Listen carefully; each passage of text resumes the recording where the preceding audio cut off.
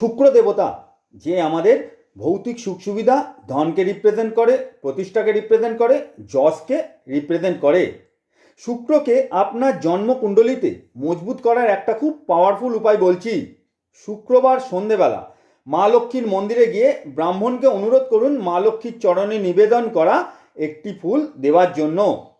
ভক্তির সাথে যত্ন করে ফুলটি নিয়ে একটি পরিষ্কার সাদা কাপড়ে রেখে তার সাথে 1 টাকার একটা কয়েন রেখে পুঁটলি বানিয়ে নিন।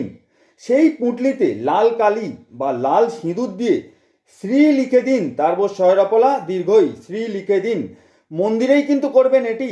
তারপর পুঁটলিটাকে বাড়িতে নিয়ে এসে যে টাকার বাক্স বা ব্যাগ বা সিন্দুক যেখান থেকে আপনার ঘরের খরচা চলে তার ভেতরে রেখে দিন।